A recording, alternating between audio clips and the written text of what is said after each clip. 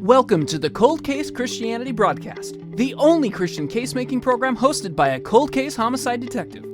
J. Warner Wallace has been investigating cold case murders in Los Angeles County for over a decade. His work has been featured on Fox News, Court TV, and Dateline. For more information about Jim's work and the case for Christianity, please visit coldcasechristianity.com. Now, here's your host, J. Warner Wallace. Thanks for joining us at Cold Case Christianity. I'm J. Warner Wallace. Today's show is going to involve a clip from a show that's produced by Pastor Jack Hibbs of Calvary Chapel, Chino Hills. Frank Turek and Mike Adams and I were there recently, did a Fearless Faith conference, and as a result of that conference, we got a chance to sit down with Jack and talk about the issues that are facing culture, facing young people, kind of the call on all of us as Christians to be good Christian case makers. So a lot of the stuff that we talk about, either on Frank's show at crossexamine.org or on this show, we're featured in this interview session back and forth. Now, I've taken Jack's episode of Real Life and I've trimmed it so it'll fit into this podcast and into this broadcast for NRB.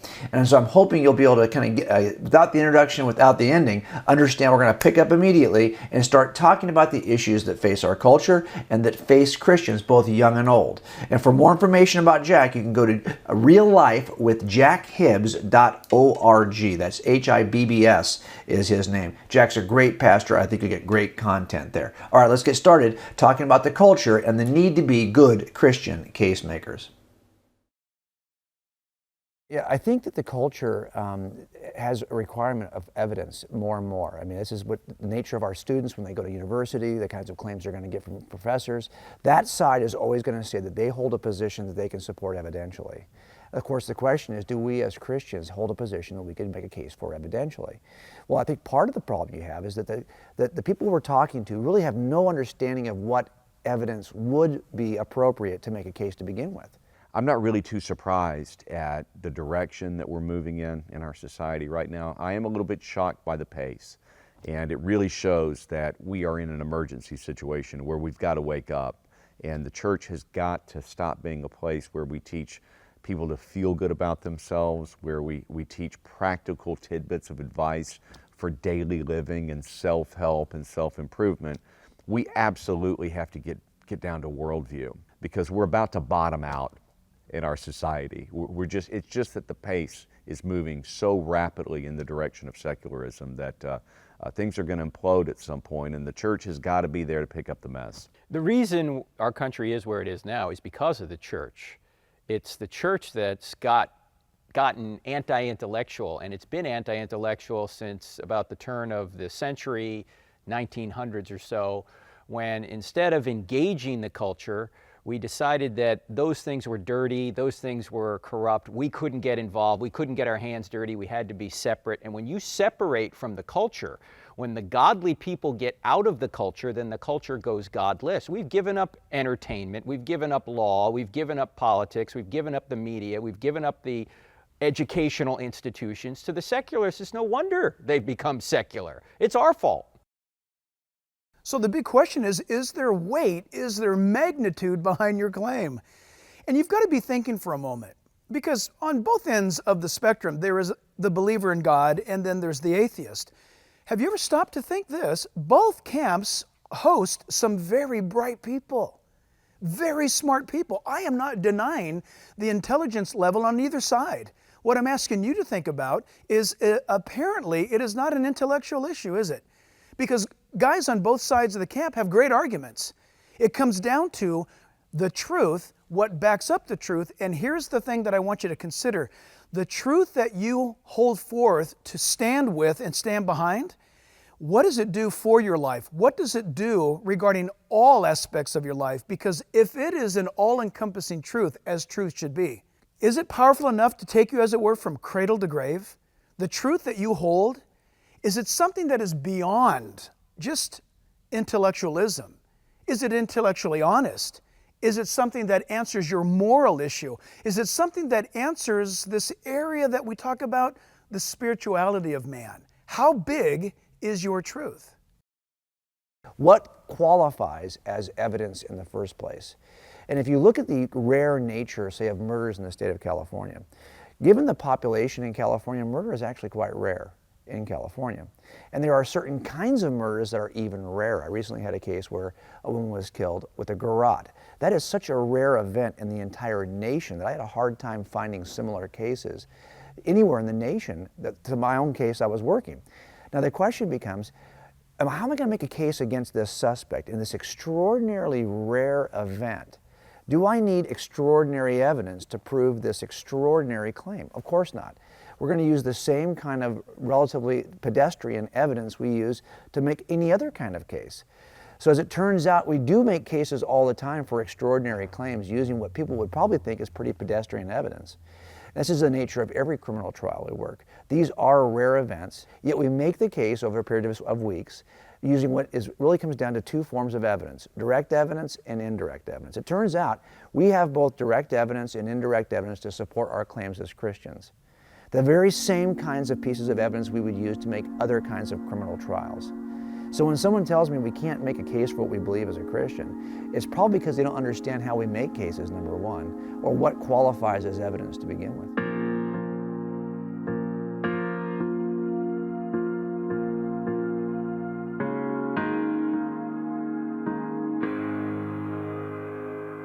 The greatest commandment, love the Lord your God with all your heart, soul, strength, and mind. Christians don't get brownie points for being stupid. Paul says to destroy arguments against the Christian faith and take every thought captive to Christ. Of course, Paul also in Romans chapter 12 says, renew your mind. Why is he telling everybody to renew their minds? Because they need to be renewed. Because our minds, first of all, are bent towards sin, we're depraved, and secondly, when we have all this input from the culture that isn't countered by truth, then we're even in more of a need to have our minds renewed. So this is an active thing. It's not a passive thing. You have to actively go out there and renew your mind and to get answers and to know why you believe what you believe and to love God. It's funny now that I'm a free speech advocate that the very first semester that I came in the fall of 1993, we had an evangelical Christian secretary, and she played Christian music in the office. And I used to walk in and tell her to turn the music off. Under no circumstances was there to be Christian music playing when I was in the office. And I look back to those days and I know nothing was intellectual, not even my view on separation of church and state. That's a twisted view of the Establishment Clause, the idea that no government worker can ever listen to Christian music with an earshot of an atheist. What, can you not wear a cross? I mean, it was just absurd. Nothing was really thought through at all. And I can tell you, during that period of my life, it was all behaviorally driven. You just can't have a judge there. You're behaving in a certain way and living in a certain way. And you've got to get, you've got to get God out of the way and have a huge distance between you and Him. And that's exactly what's driving it. There's nothing intellectual about it. There's nothing even really rational about it. It is all emotive. The truth of the matter is, the truth is under attack inside the church because people are not studying the claims of God. They're not taking God to the test. Does anything in life, anything in history, anything in science, archaeology, anything in geology argue for the existence of God? On the outside of the church, you have an age that is sweeping the globe where I would say that they're the deniers of God. They don't have a good answer, in my opinion, but God cannot exist. So they offer up alternative responses to our existence. What I'm saying is, I believe in the Judeo-Christian Bible answer. In the beginning, God, and in the book of Revelation, God returns. It is the God who created. Is there evidence for it? Is there logic to the design that we see? I'm not trying to convince you either way. I just want you to think, because quite frankly, I believe that if you think honestly, I believe that you'll have to entertain the existence of a divine engineer, a divine creator, someone who's outside of what you and I can experience solely on our plane of existence. Well, so what it really comes down to is there's a difference between whether or not we have evidence or whether or not we're able to articulate the evidence. So it's two different things really, right? So it'd be one thing to say, well, I can't articulate the evidence because there really isn't any evidence I could articulate. That would be one kind of problem, but that's not our situation. Now, it turns out we're in a particular major sport playoff season right now, but we're always in some sports playoff season, and I'll bet you that people who are watching this, many of us can make a really strong case for why we believe our team should be able to make it through the playoffs.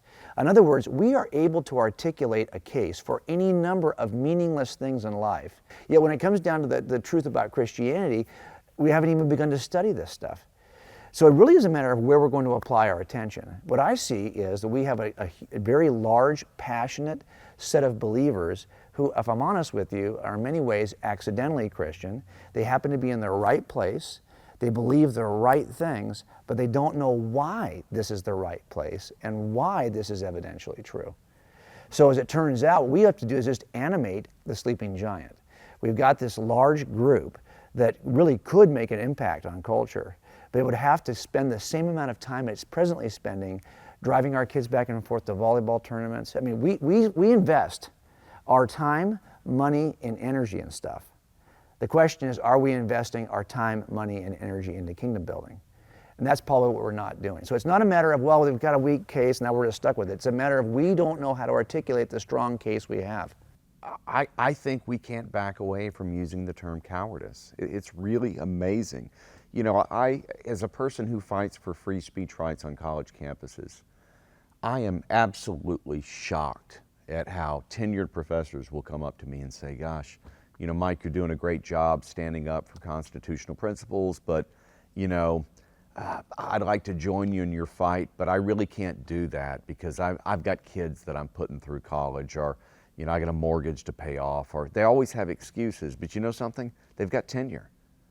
They can't be fired for simply expressing their views. And just imagine, you know, what if all of them stood up and basically used their tenure and spoke about the truth? There's no possible way that they could target us. I would draw an analogy with Christians. We've got tenure. Okay, we've got eternity on our side. We know what the answer is in the final analysis. Given that security that we have, how could we possibly retreat in the court of public opinion and allow the secularist to define the cultural wars and to absolutely control the narrative? It's shocking. So at the heart of it, I think it's a faith crisis and an intellectual crisis, all rolled into one.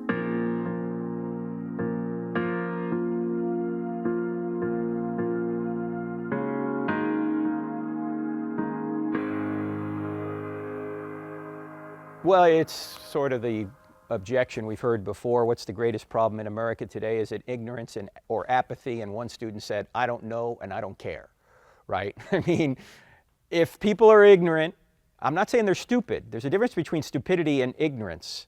Ignorance means you just don't know the information, but you could if you tried. And apathy is, well, look, I just don't care.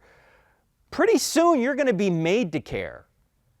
And it's happening to some people already. Florists, caterers, people who are involved in the wedding industry.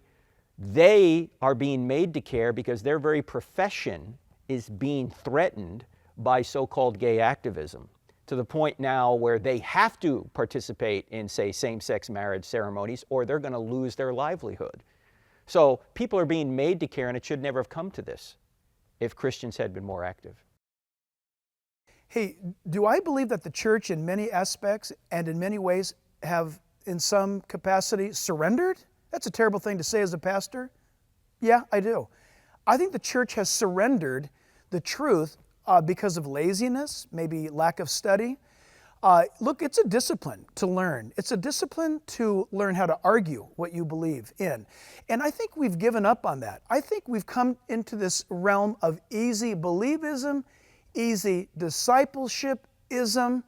And I think one great Puritan once said that as pastors, we have given ourselves to creating sermonettes for Christianettes. And that's not going to accomplish anything. We are to be, as it were, warriors wrapped in truth. We are to stop being polite, not rude, stop being polite and get into the culture and be winsome warriors for the truth. We need to get back to the campus, back to the workplace, back to our neighborhood, and lovingly challenge people.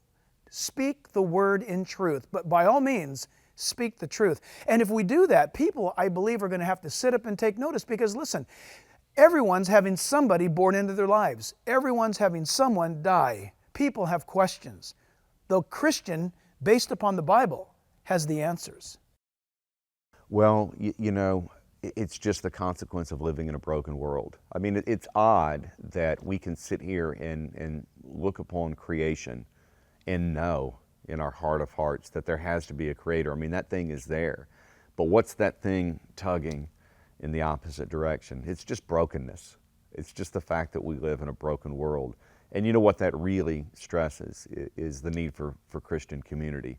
I mean, we're called in this life to do two things. One of those is just to glorify God, just marvel in His creation and to worship Him and to love Him with all of our hearts and all of our minds. And then the other thing, of course, is that fellowship component, is to do things for other people, to love our neighbor as ourselves. And those two things can't be separated from one another. To the extent that we commit ourselves to the second thing, it really reinforces the first thing. And it's really only through Christian community that we can overcome this faith crisis, basically, and restore the intellectual underpinnings of the church, which are crumbling right now. I believe personally that a human, by creation, granted, I'm biased, I believe God created us.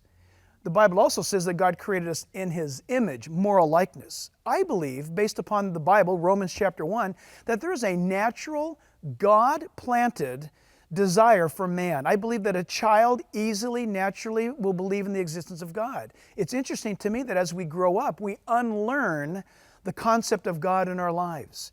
We've got to wash God away. We've got to do that intentionally.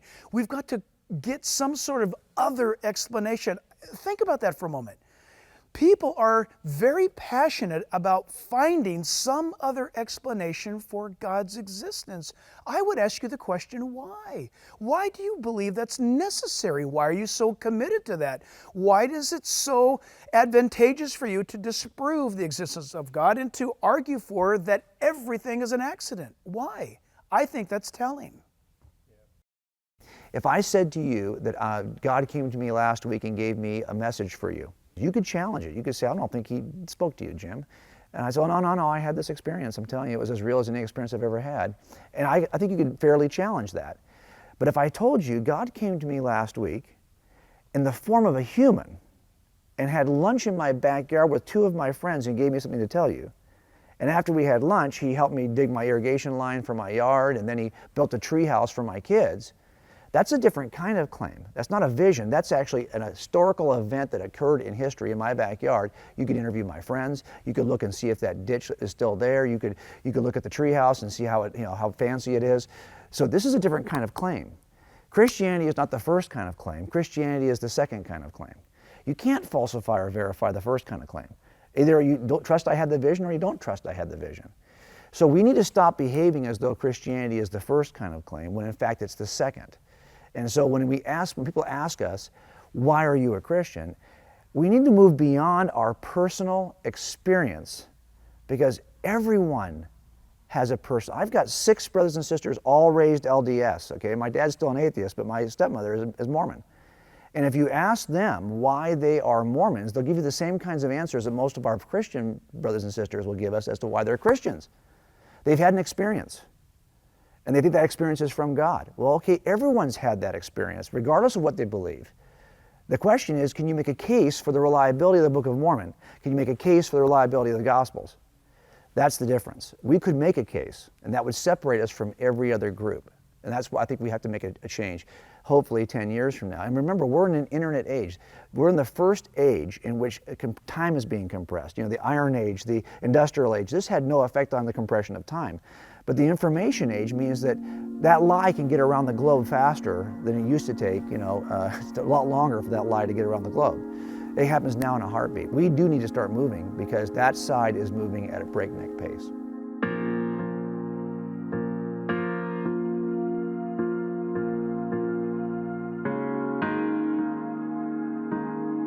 The amazing thing is this. The Bible says, let's assume for a moment you don't believe the Bible.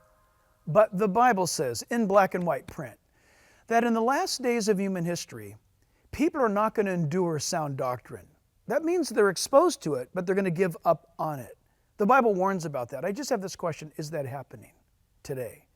The Bible also says that in the last days, among a religious setting, among those that call themselves believers, that there would be pastors, teachers, evangelists, personalities who would actually tell people what they want to hear rather than what they need to hear.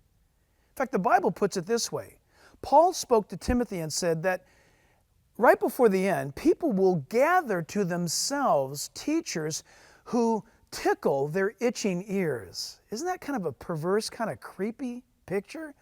That there's going to be a gathering where people want to be told whatever they want, don't tell me the truth, and they are going to assemble to themselves teachers that will give them exactly what they want.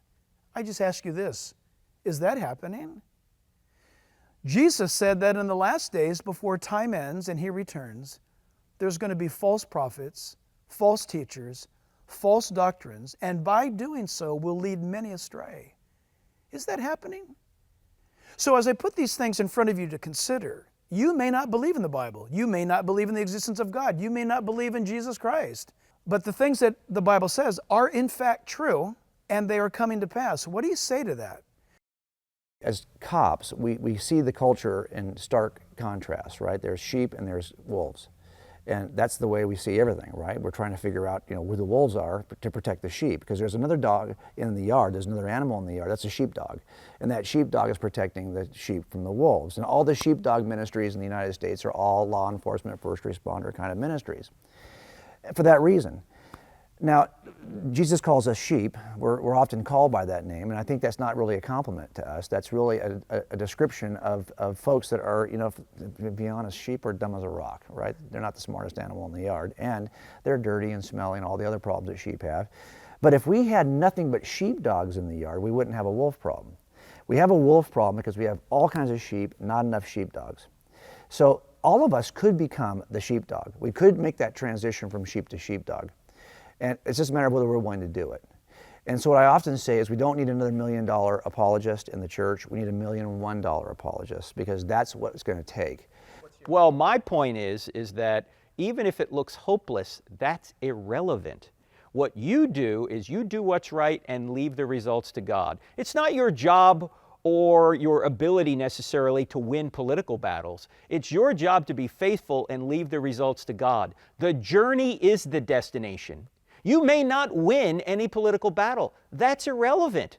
Your job is to do what's right and leave the results to God. And when you do that, you become more like Jesus. And that's the point. You're supposed to become more like Him. You will take persecution. You will take suffering because you're doing the right thing. So just charge straight forward ahead in love, but with determination. Charge straight forward ahead and leave the results to God. Even if people say, oh, that cultural issue's done, we just got to move on. No, you just keep doing what's right and you leave the results to God, and you will become better for it. Others will become better for it. Hopefully the nation will become better for it. The church will become better for it. And even if it doesn't, you just keep doing what's right. Just speak up. Just speak up and take risks. So many people are afraid of losing their jobs. And, I simply would have to go back to those professors that I work with. I'm the only one. There are 500 professors on my campus, and I'm the only one who speaks out. I'm the only one who gives speeches on college campuses criticizing the university and its phony diversity policies. And, you would think it's absolute professional suicide. What has it done for me? I travel around the country. I meet people. It's created such a more rich and fulfilling life. And I feel like these professors who know the right thing and won't do it and are going to continue publishing in academic journals that 12 people read for the rest of their life. I would say, if I were on my deathbed, you don't know what you're missing. Even if you don't see a final victory, there's something intrinsically rewarding about standing up for the truth. There's just something energizing about that. I mean, even if I weren't traveling all around the country and having a chance to go to great churches like this and beautiful places like this and be on the television and on the radio and do the wonderful things I've had to do, there's just something invigorating about being able to wake up in the morning excited about taking a stand for something that's meaningful. So I would plead with them by saying, through passivity, you don't understand what you're missing. That would be my final plea, and I say it from the bottom of my heart. There was a chance very early on. I was involved in a free speech controversy, and someone came after me for expressing my constitutionally protected opinion on something.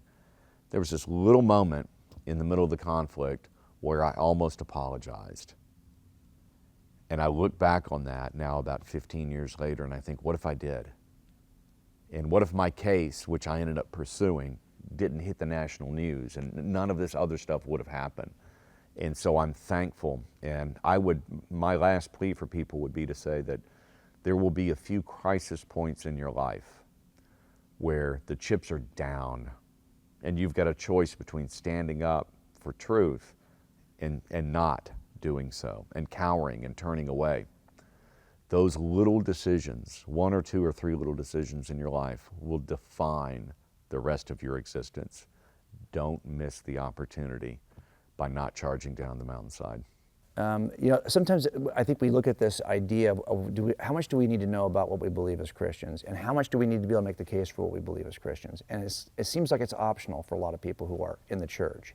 But if you think about what Paul says in Ephesians 4, he says that some of you are pastors, some of you are evangelists, some of you are teachers, which means that some of us aren't. And then Paul kind of seems to give us the liberty to know that, hey, some of you are going to be gifted evangelists and some of you aren't. Now, we all feel the burden of evangelism as Christians. But Paul really is there saying, well, some of you aren't going to be very good at this. And I guess it's okay that some of us aren't going to be good at this. But Peter doesn't give us that option in 1 Peter 3, right? He says, all of you need to be able to make the case to give the reason for the hope you have in Jesus. He could easily say what Paul said. Some of you will be able to make the case and some of you won't. That's not what he says. He says, if you're going to call yourself a Christian, well, then you are by definition a Christian case maker. What we do is we take the Christian part and we abbreviate the case maker part. So we're Christians, but we're not Christian case makers. And that's where I think we've dropped the ball. If you're going to call yourself a Christian, C.S. Lewis puts it this way. He says, if this isn't true, then it's of no importance. If it is true, though, it's of ultimate importance, critical importance. The one thing it cannot be is moderately important. And that's really where we are right now. We have to decide, are you in or are you out? Because if you're in, you have to be a Christian case maker. That's really the only kind of Christian that Peter gives you an option to be. And so if you're not going to do that, then please stop calling yourself a Christian. Thanks for joining us at the Cold Case Christianity broadcast. If you're interested in more information about this week's topic, please visit coldcasechristianity.com. For a thorough investigation of the reliability of the New Testament Gospels and the case for Christianity, be sure to purchase Cold Case Christianity, a homicide detective investigates the claims of the Gospels. It's available wherever books are sold.